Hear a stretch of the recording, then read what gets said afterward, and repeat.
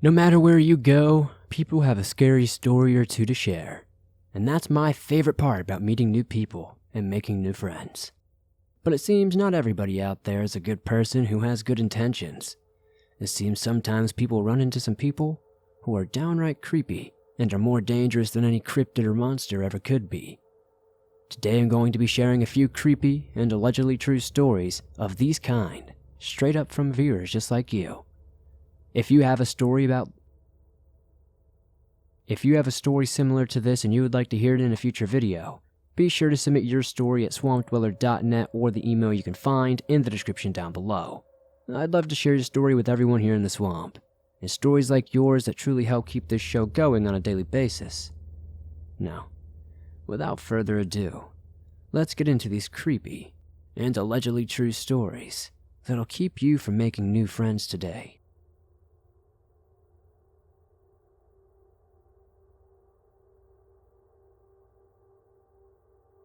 This happened to me about 5 years ago, and at the time, I had a lot of crazy ideas about life and was not afraid to say them.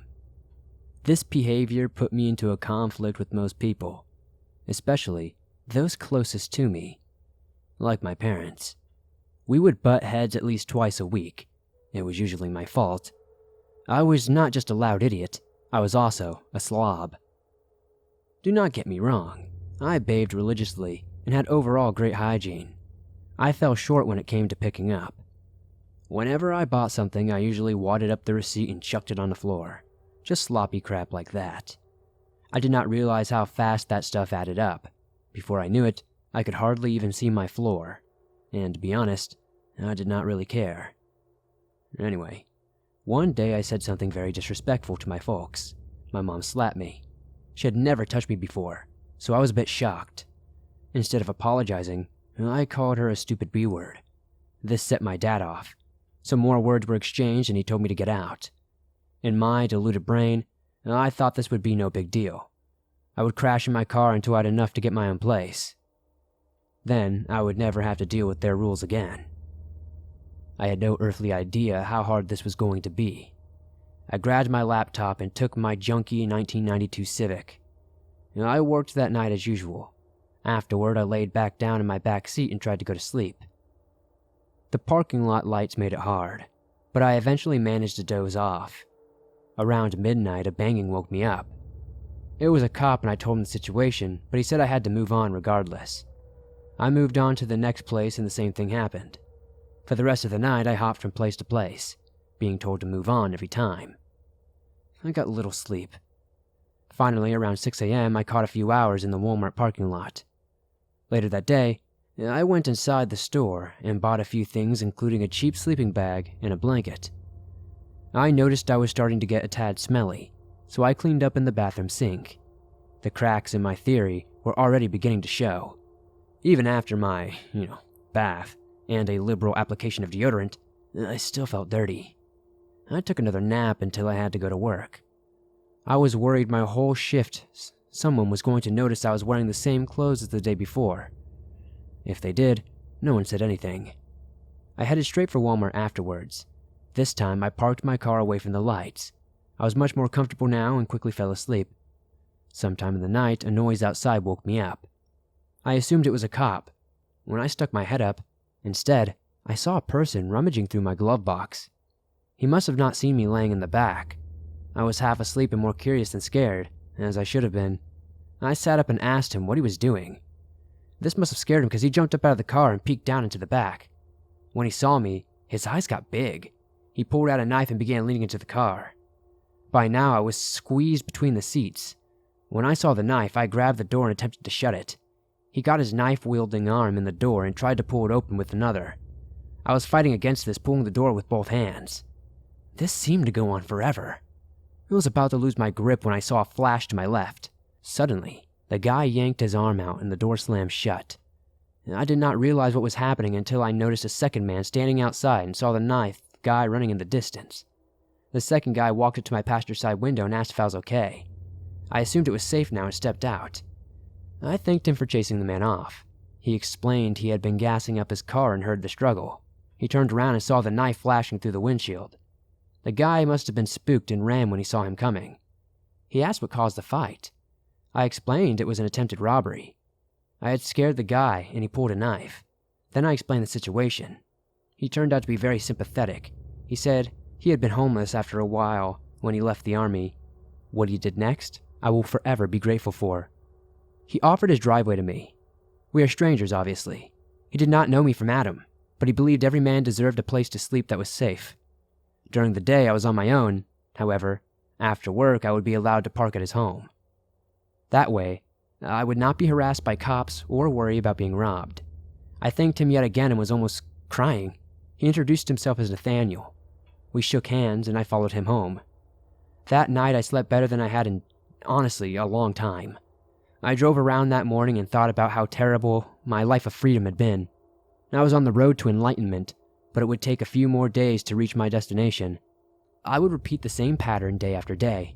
Wake up and take a shower with Nathaniel's water hose, drive to get breakfast, and hang out at Starbucks for the free internet until work, go to work, and then drive back to Nathaniel's to sleep.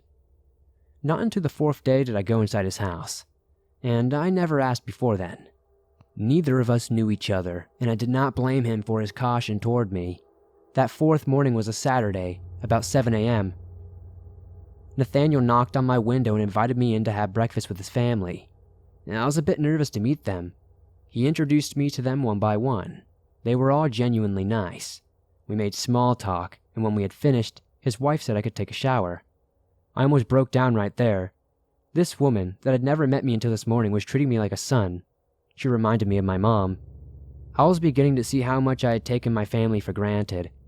After my shower, Nathaniel and his wife invited me to sit down and talk. I was scared what they would say. I should not have been. We just talked about my situation and they asked what I had planned moving ahead. I was not sure, honestly. Nathaniel did give me a great piece of advice. He asked if I thought my relationship with my parents was salvageable. I figured it probably still was. He recommended I patch things up with them. He said he had a rocky history with his father. He always intended to reconcile with him, but he died before that could happen. He said he wishes every day that he didn't wait. Even if I decided I did not want to go back home, I should at least tell them I was sorry. I thanked them for the advice and all their hospitality. Later, as I sat at Starbucks, I thought about how I had treated my folks. It was not until that morning that I realized how lucky I truly was. I decided I wanted to go home. Not so much for comfort's sake, but more so for my parents so they would know that I was safe. At least that's what I told myself.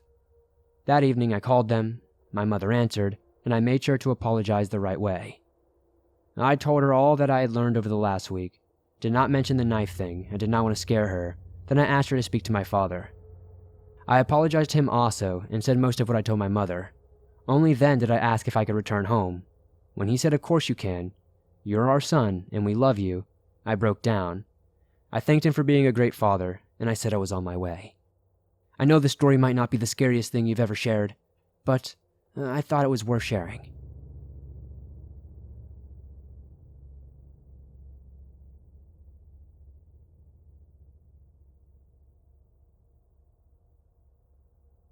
This happened when I was in college, 4 years ago. I went to a university that was very close to an ocean on the East Coast.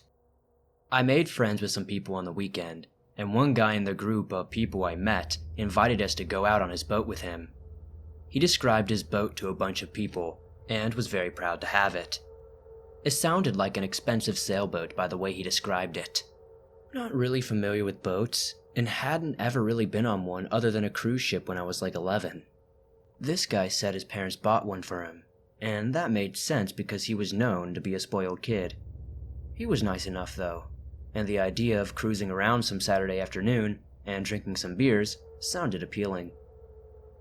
After that conversation, I saw him around in school, but didn't really talk to him much, until one day he approached me in the library and asked if I still wanted to go sailing.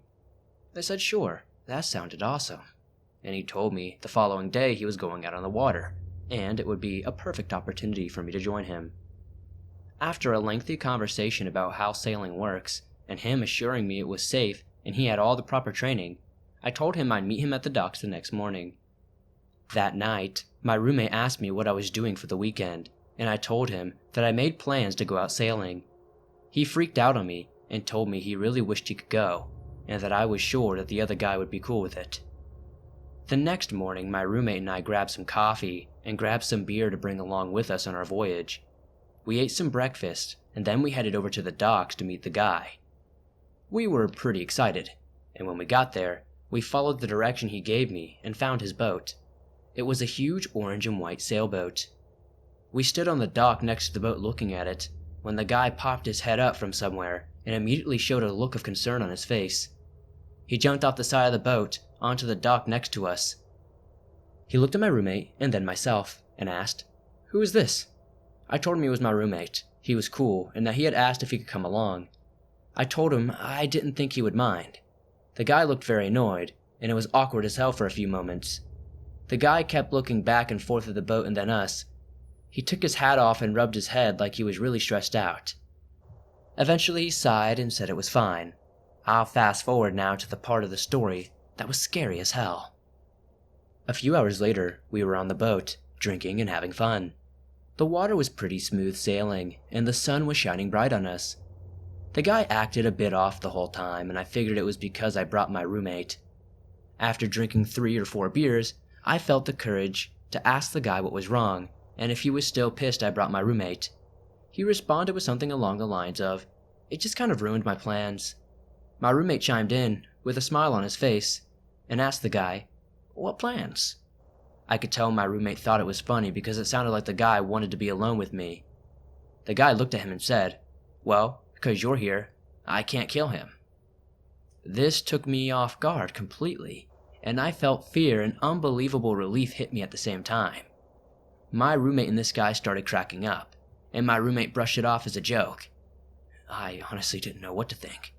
Was this guy serious? Did I avoid being killed by this asshole? Is his sense of humor just that weird? I believe I got my answer when I went below the deck an hour later to grab another beer from the fridge. Next to his fridge was a brown swinging door that led to a small private bedroom quarters. I was feeling the beer pretty good by this point, and without thinking, pushed the door open.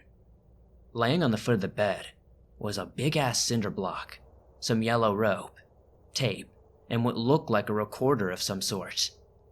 After seeing that, I felt sick to my stomach and wanted off that boat as soon as possible. I wanted to go back up and confront the guy, but decided against it because of what he might have been on, who knows what he was capable of. Could be on some serious drugs or even worse. What seemed like hours and hours more of being with this guy, we finally made it back to the dock.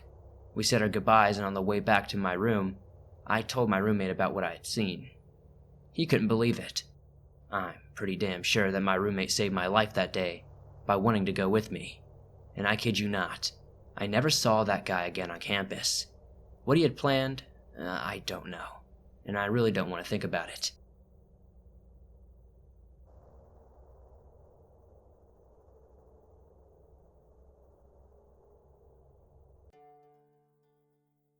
Hey Swamp Folk, sorry to interrupt this upload, but I just wanted to do a quick shout out to today's sponsor, BetterHelp. BetterHelp will assess your needs and match you with your own licensed professional therapist. You can start communicating in under 48 hours time. It's not a crisis line, it's not self-help. It is professional counseling done securely online. There are a broad range of expertise available, which may not be locally available in many areas. The service is available for clients worldwide. You can log into your account anytime and send a message to your counselor. You'll get timely and thoughtful responses. Plus, you can schedule weekly video or phone sessions, so you won't ever have to sit in an uncomfortable waiting room ever again. BetterHelp is committed to facilitating great therapeutic matches, so they make it easy and free to change counselors if needed. It's more affordable than traditional offline counseling, and financial aid is always available. BetterHelp wants you to start living a happier life today. I myself deal with bipolar 2, and having somebody to talk to is very nice. You can visit their website and read their testimonials that are posted daily. Visit betterhelp.com/swamped. That's betterhelp.com/swamped. Join the over 1 million people who have taken charge of their mental health with the help of an experienced professional. In fact, so many people have been using BetterHelp recently that they are recruiting additional counselors in all 50 states. This is a special offer for Swamp Dweller viewers only, getting 10% off your first month at betterhelp.com/swamped.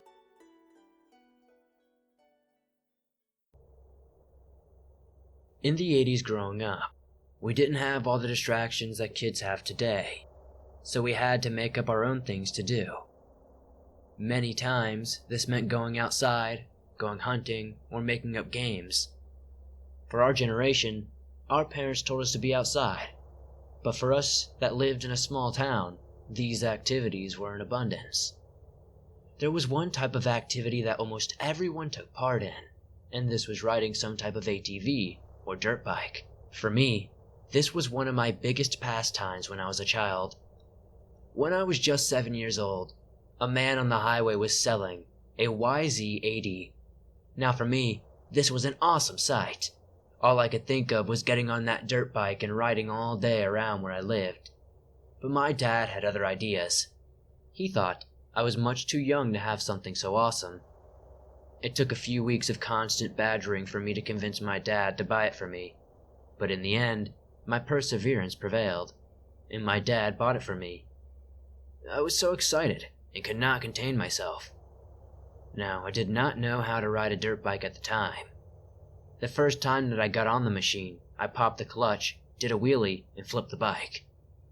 Now, this did not inspire any confidence with my father.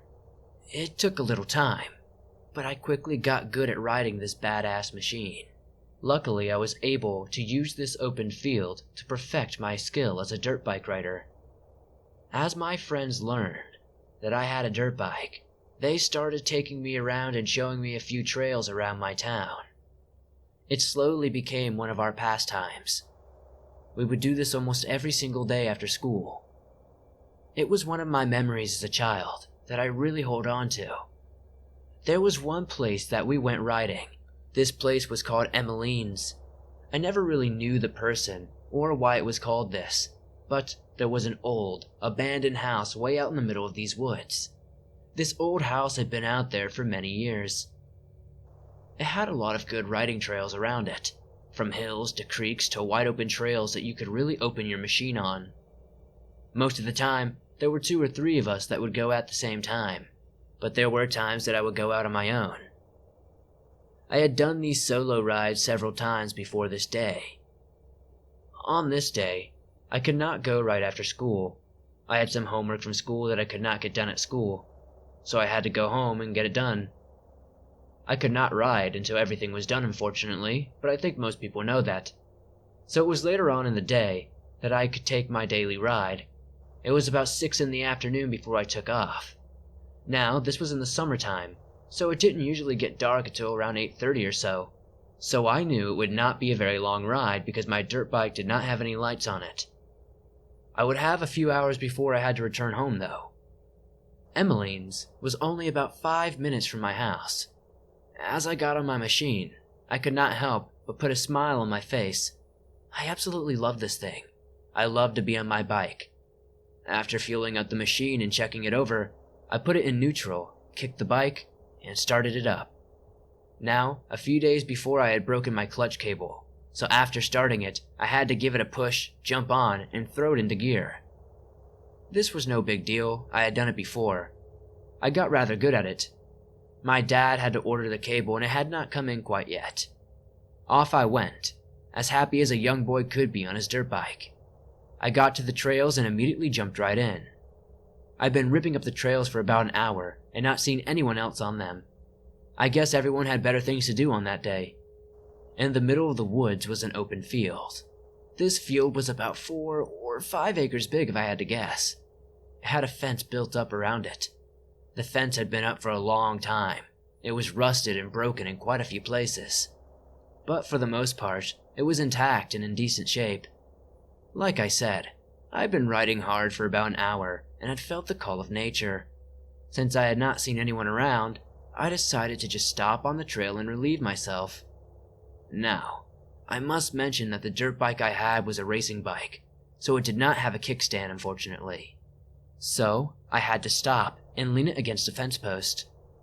As I was relieving myself, I noticed that it was very, very quiet. Now, I did not think too much about this, because I had been riding for about an hour straight. The dirt bike was pretty loud, so I just figured it was because of me. As I was going to the bathroom, I heard some rustling about 50 or 60 yards away from me. I looked that way and I did not see anything at first. So, I assumed that it was probably just a little squirrel, since they were everywhere out here. Finishing my business, I started to feel anxious for some reason. This heavy feeling came over me, like I was being watched. I looked all around me. But once again, I could see nothing. The bike was only a couple of feet away from me, so I started walking toward it. I took one step and heard something start walking behind me. I immediately turned around, expecting to see one of my friends trying to sneak up on me. But, to my astonishment, there was absolutely no one there. Trying to shrug the experience off, I walked to my bike. But every step I took, I swear I heard one step behind me. By this time I was so scared, I did not know what I was going to do. Figuring the only thing I could do was run the few feet to my bike, jump on it, and take off. This had to be a seamless action though, since I did not have a clutch to take off with. I had to kickstart the bike, push it, and throw it into gear all in one motion, if I was going to get away from whatever was behind me. Gathering up all the courage and strength I had, I ran. Jumping on the bike, kickstarting it, and shoving it all at the same time was very hard. Somehow, while I was doing all of this, I never stopped hearing the footsteps behind me. I knew whatever it was only a few yards behind me. Once I was on my way, I felt a sudden breeze on my back, like something had made a swipe at me and just missed. This scared me even more and put more energy and urgency into me. As I slammed the bike into gear, I gave the bike all that it had. I was shifting gears and sliding around every corner like I was a professional. I looked back once and I could see the trees moving, but I was never able to see anything. Even though I did not see anything, it did not take away my sense of emergency to get out of those woods. Once I made it back to the road, I stopped, turned the bike off, and tried to gather myself. It took me a few minutes, but as I did, I heard it. The most god-awful scream I had ever heard. It started out low, but by the time that it ended, it was so loud that I could feel it in my chest. I got that bike going and got home as fast as I could. It took me a long time before I went back into those woods, but when I did finally go back, it would always be with friends. This was a moment in my life that I will never forget.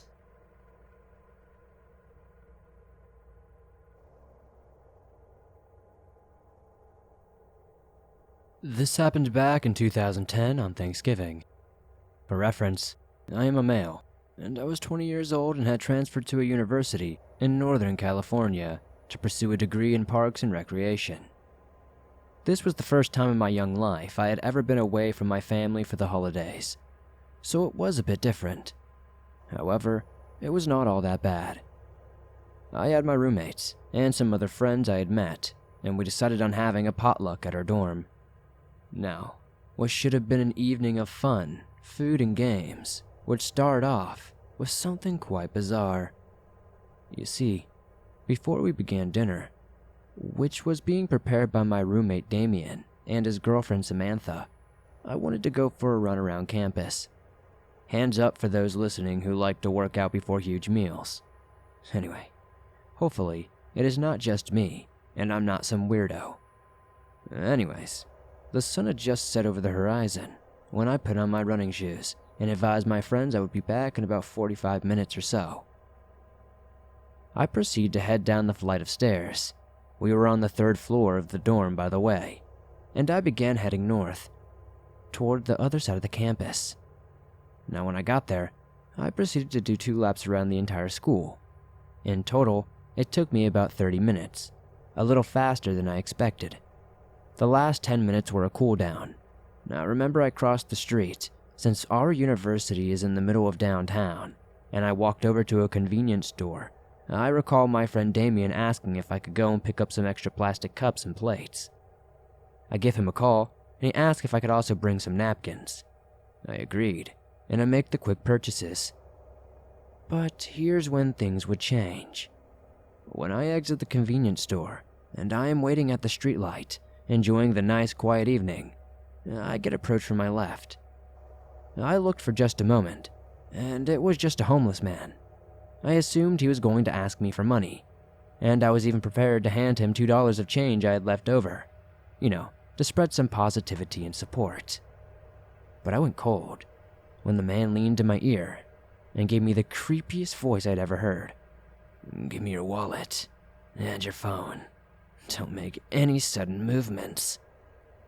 I remember standing there, thinking, was this some sort of joke? But then I saw it.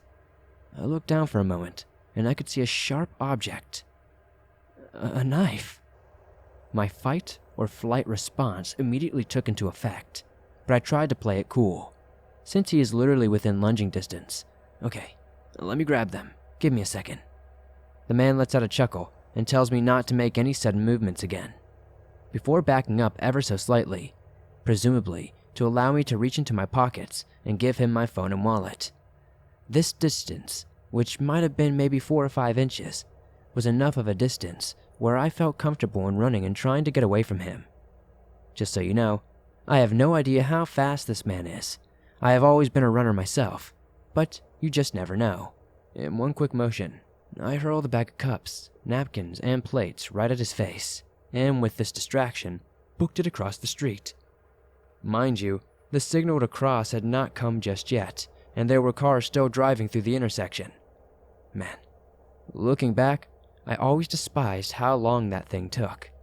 Anyways, I did not get hit, thank goodness. I might have angered some drivers, but hey, at least it beats being mugged. I continued toward the campus and looked back for a moment. I see the homeless man standing at the streetlight with the look of defeat. We had this 5-second stare down before finally he put his hands in his pockets and turned to walk in the other direction. I felt a sigh of relief come over me, but I was not safe yet. I booked it all the way back to the dorm, which required a fob key to enter the building, and it's not until I was in the lobby that I could finally catch my breath. A couple of students who had just gotten off the elevator saw me and asked what was wrong, and why I looked pale as a ghost. I told them what happened, and they agreed I had experienced something profoundly disturbing. Eventually, I caught my breath, and I called the campus police so that I could provide them with details of what had just occurred. They told me they would get into contact with the police department, but I never found out if they ever caught the guy or not. By the way, the entire campus sent out a text message telling students to remain in lockdown, but it was lifted half an hour later. I am still not sure if they ever caught the guy or not. I surely didn't see him again, and there doesn't seem to be any more reports of people being mugged. As for the paper plates, cups, and napkins, we ended up getting some from our neighbors. The rest of the evening went by as normal, albeit with quite a scare.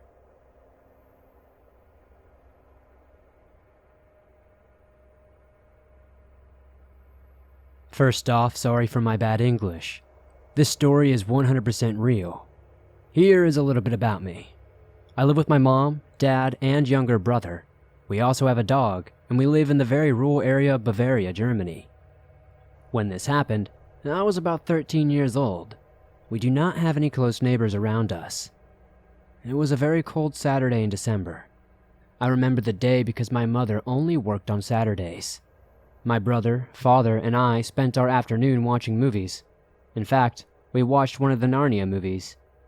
It was close to 5 p.m. at this point. Since it was winter, it was nearly getting dark outside. The room was only lit by the TV and our fireplace. At one point, my brother looked outside the window because it started to snow heavily. We all looked outside the window and suddenly, my dog began to growl aggressively. He ran up and down the room very alerted. This was incredibly unusual for him to do so. My dad stood up and looked around, but he did not see anything. After a few minutes, he began to calm down again. We returned to our movie, and everything was fine for a few more minutes. Then he started doing it again. I noticed my brother was staring out the window next to our back door. I asked him what he saw, and he just shook his head. Then suddenly, we saw an old lady approaching our back door. We were baffled because hardly anyone comes out here, especially not an old lady like her. She looked to be around 80 to 90 years old, wearing one of those typical grandma aprons and a headscarf. Mind you, it was about -10 degrees Celsius outside. She tapped on the back door glass and started to smile very weird. Meanwhile, my dog hid under the table whimpering and growling. My brother came close to me, and my dad walked to the back door and opened it a bit. In a confused tone, he asked what she was doing in our backyard. She smiled and looked directly at us, not even noticing my dad. She took a step forward to the door, shoving her foot into the crack of the door. My dad immediately shut the door close. She glared at him, and then at us before she started to laugh maniacally. Then she just calmly walked away like nothing had happened. We looked at each other in absolute confusion, not knowing what to do or what to say. My brother and I looked outside the window behind us, but we could not see her. The only way in or out of our backyard was this small path next to the house. From the window behind us, we must have seen her leaving, but she never passed by the window. My dad stepped outside and could not see her anywhere. Neither could he see any footprints in the snow. There was absolutely no way that tracks could have been covered by the snow that quick. To this day, we do not know what we have encountered that day. And I don't know if this was anything paranormal or just some crazy old lady. It may not seem creepy to you, but to us kids, this was the most terrifying thing we had ever witnessed.